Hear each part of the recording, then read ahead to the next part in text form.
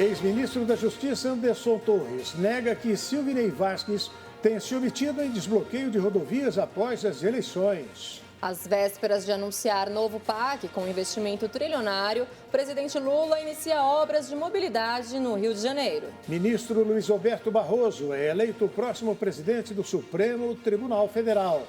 O governador de São Paulo, Tarcísio de Freitas, garante que não será candidato ao Planalto em 2026. O Brasil News, da Rede Brasil de televisão, está começando.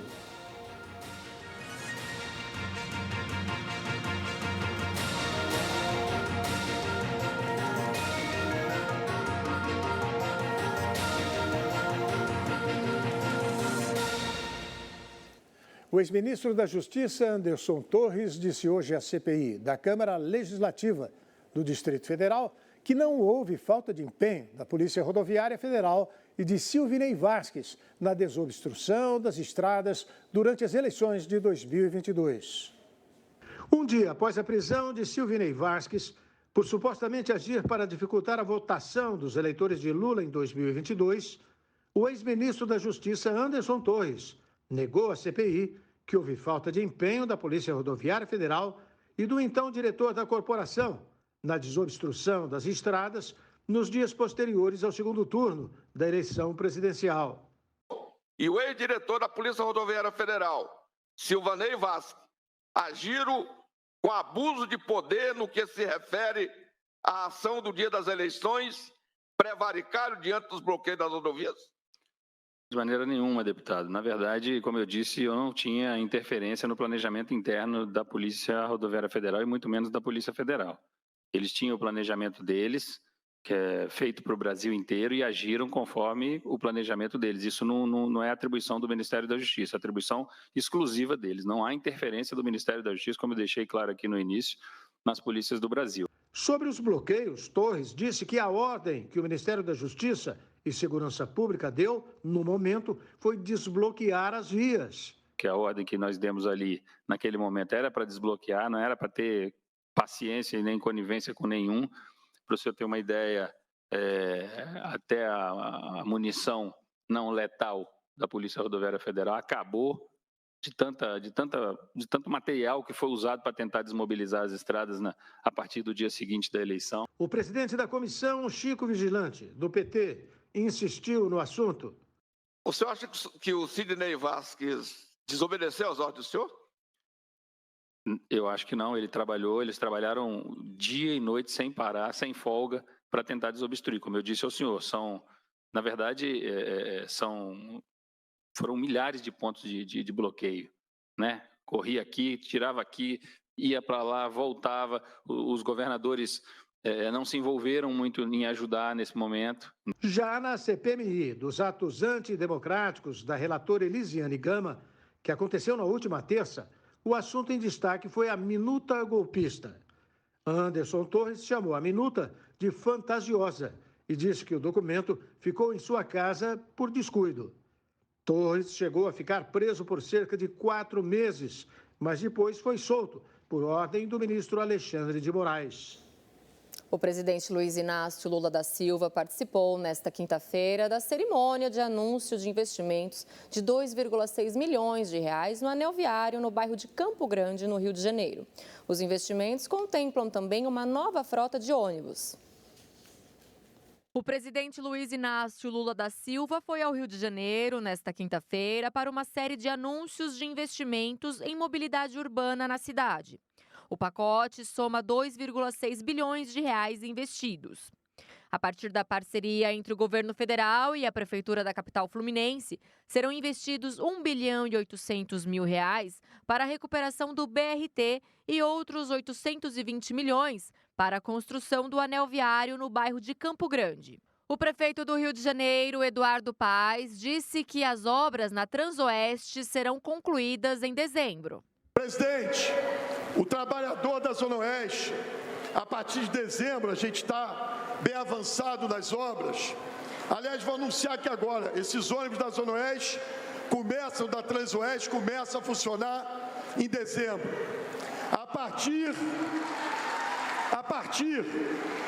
a Transcarioca e a Transolímpica já com ônibus novos. Transoeste com as obras terminadas em dezembro. Os recursos serão voltados para a compra de cerca de 700 ônibus, para a requalificação do corredor Transoeste e a construção de terminais e garagens públicas. Os investimentos foram possíveis a partir de operações de crédito com o Banco do Brasil, no valor de R$ 1 bilhão e 200 milhões, e com a Caixa Econômica Federal, de R$ 645 milhões.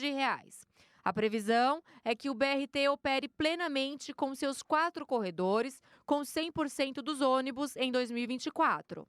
Durante seu pronunciamento, o presidente Lula criticou a antiga gestão do Banco Nacional de Desenvolvimento, o BNDES, e o então presidente da Caixa Econômica Federal, Pedro Guimarães. O BNDES tinha deixado de ser um banco de investimento, porque todos os recursos do BNDES eram devolvidos para o governo central, para o Guedes fazer não sei o que com o dinheiro. A Caixa Econômica, que era um banco altamente importante para o investimento e financiamento, a Caixa Econômica ficou esvaziada, porque teve um presidente que, ao invés de trabalhar, ficava fazendo assédio dentro da Caixa Econômica com as funcionárias da Caixa Econômica.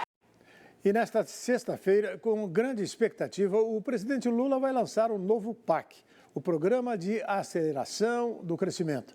Estão previstos investimentos de R$ 1 trilhão. Quem tem mais informações é o nosso comentarista, Ney Gonçalves Dias. O presidente Lula já se encontra no Rio nesta quinta-feira. Pela primeira vez, era o PAC antigamente, agora é o novo PAC. Pela primeira vez, há uma presença marcante de empresas privadas, do setor privado. Há uma presença marcante dos estados e dos municípios. Tanto é que os estados já apresentaram uma lista de 300 obras. Pois bem, o que vai ser? Qual é o gasto previsto? O gasto previsto, o presidente Lula vai anunciar amanhã, é de 60 bilhões de reais por ano, o que dá 240 bilhões de reais em 4 anos. Se você somar com todos os outros gastos dos ministérios e das autarquias e das estatais, você vai ter aí um gasto de cerca de R$ 1 trilhão. E pela primeira vez, um plano no Brasil de desenvolvimento é lançado com ênfase no meio ambiente, portanto, na sustentabilidade. E também tem uma inovação. Para prestigiar os parlamentares, os deputados e senadores serão convidados a colocarem as suas emendas parlamentares no processo de desenvolvimento. Assim, o deputado e o senador vai ter na placa escrito coparticipante, cofundador desta obra que está sendo realizada neste momento. Eu quero ressaltar aqui que eu tenho a impressão que todo o ministério vai estar presente. Na pior das hipóteses, aqueles ligados às obras que vão ser realizadas. E tem mais, parlamentares e senadores foram convidados. E todos os governadores dos estados foram convidados. A única dúvida é se Tarcísio vai estar presente e se Zema vai estar presente, São Paulo e Minas Gerais. No fim da tarde de ontem, o ministro Luiz Roberto Barroso foi eleito presidente do Supremo Tribunal Federal no lugar de Rosa Weber. Sua posse vai acontecer em setembro. O Supremo Tribunal Federal marcou a posse do ministro Luiz Roberto Barroso como presidente da Corte para o dia 28 de setembro, antecipando que a ministra Rosa Weber não irá esperar até outubro para se aposentar da Corte. Rosa, atual presidente do Supremo, chega em 2 de outubro aos 75 anos, a idade limite para ser ministra do tribunal. No início da sessão plenária desta quarta-feira, os ministros elegeram Barroso para a presidência e o ministro Edson Fachin para a vice-presidência pelos próximos 2 anos. Ministro Luiz Roberto Barroso, 10 votos. Ministro Edson Fachin, 1 voto para presidente. eleito o ministro Luiz Roberto Barroso para exercer a presidência do Supremo Tribunal Federal e do Conselho Nacional de Justiça no biênio agora 23-25. Ao ser eleito, Barroso agradeceu aos colegas. Que eu recebo com imensa humildade essa tarefa que me é confiada e consciente do peso dessa responsabilidade. E eu pretendo dignificar a presidência, dignificar a cadeira. Após a eleição, os ministros retomaram o julgamento da validade do juiz das garantias, modelo que determina a divisão da responsabilidade de processos criminais entre 2 magistrados. Um autoriza diligências da investigação e o outro julga o réu. E a seguir, deputada Bia Kicis não reconhece colega parlamentar e pede para a polícia retirá-la da sessão na Câmara. Tarcísio de Freitas diz que não será candidato a presidente e que estará com quem Bolsonaro apoiar em 2026. O Brasil News volta já com essas e outras informações.